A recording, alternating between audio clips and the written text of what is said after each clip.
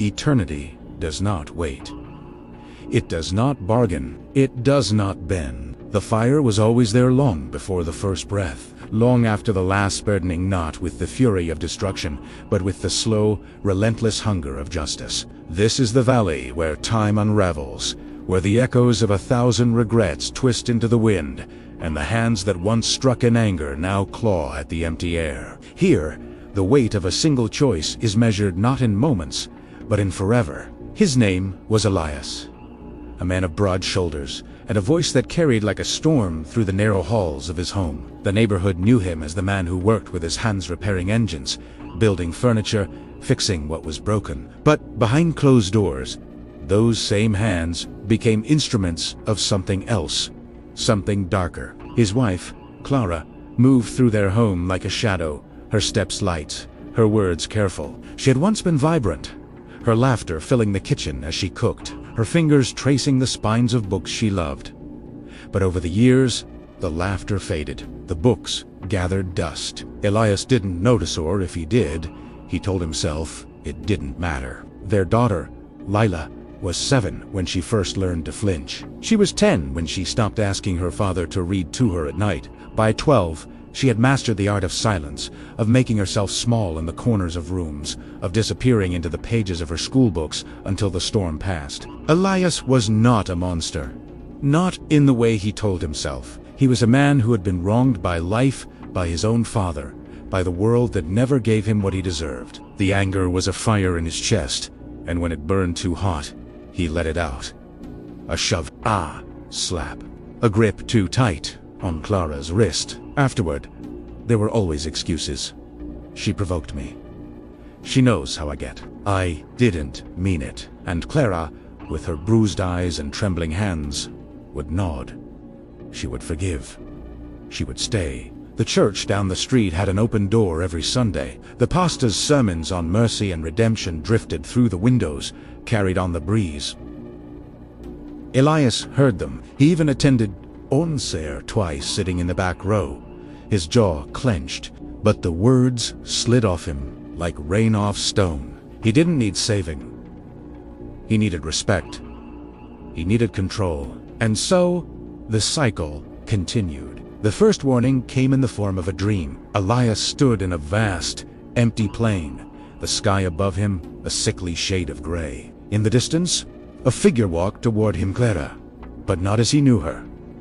Her face was calm, her eyes clear. She reached out a hand, and when she spoke, her voice was not her own. "You are losing them," she said. "You are losing yourself." He woke in a cold sweat, his heart pounding. For a moment, he considered praying, but the anger returned by morning, and he pushed the dream away. The second warning was Lila's voice, small but firm, as she stood between him and Clara one evening. "Please," she whispered, "just stop." Elias saw the fear in her eyes, the way her hands shook. For a second, something inside him cracked. He almost apologized, almost reached out, almost changed.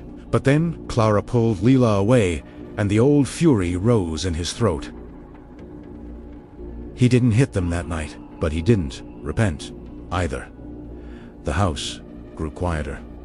Clara stopped singing. Lila stopped speaking, unless spoken to. Elias told himself it was peace, but in the dead of night, when the weight of his own hands kept him awake, he knew it was something else. It was surrender. The argument started over nothing, a misplaced tool, a forgotten errand, but the anger was always there, simmering beneath the surface. Elias raised his hand. Clara didn't flinch this time. She just looked at him, her eyes filled with a sorrow so deep it made his chest ache. He hesitated. For the first time in years, he hesitated. And then the pain came, a sharp, searing stab in his chest.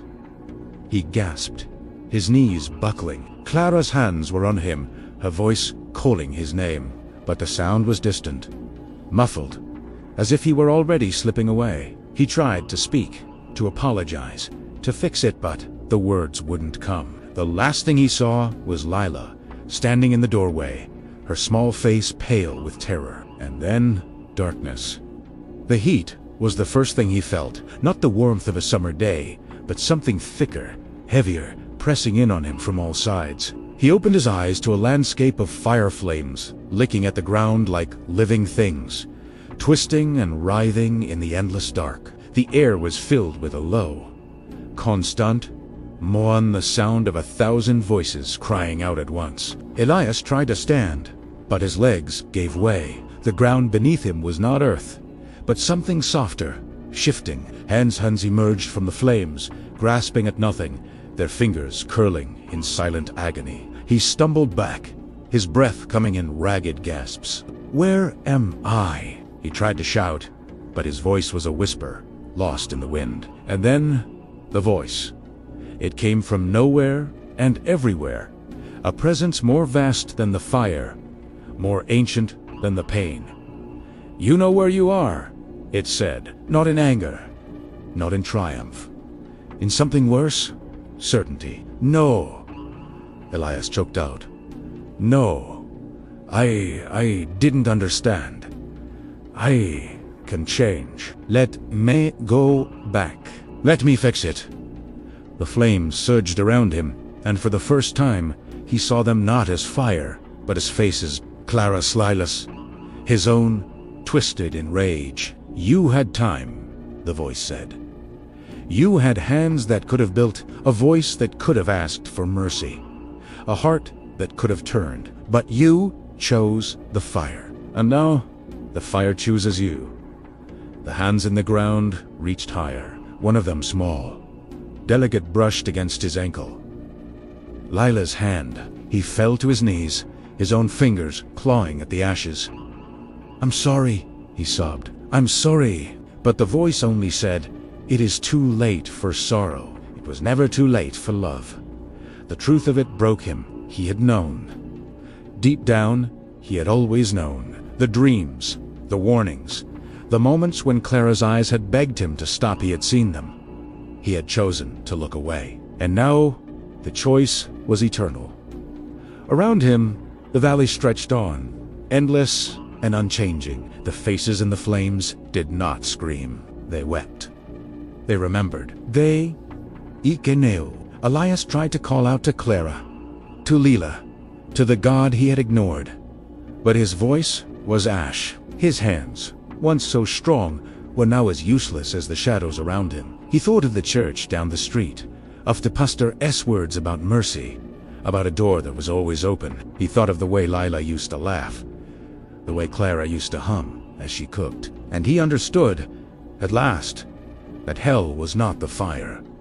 It was the knowing. It was the weight of hands that could have held, but only ever struck. Sin Isalia. It tells you that anger is strength, that control is love, that you are owed more than mercy. It tells you there will always be time. But death does not wait for apologies. Eternity does not bend for regrets. Every choice is a step toward light or toward the fire. Every moment is a chance to turn. But the turning must be now, because one day, the hands that could have built, that could have loved, will be steel, and the valley will be waiting. If these stories stir your heart, stay with us. The road to eternity is walked one step at a time. Every step matters. Last week, we explored the silence of a soul who ignored the cries of the hungry. The emptiness they carry is a warning we must all hear. Next, we will walk with a man who traded truth for Lizand. Discover the cost of a life built on deception.